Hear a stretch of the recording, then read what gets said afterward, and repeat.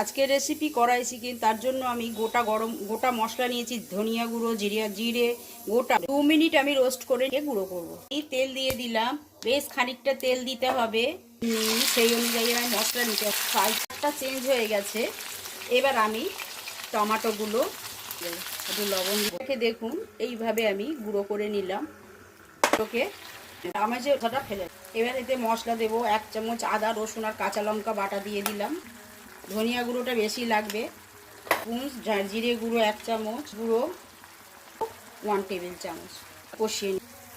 এবার আমি ক্যাপসিকাম আর এইভাবে পেঁয়াজগুলো কেটে রেখেছি দিয়ে দিলাম, দিয়ে রাখবো।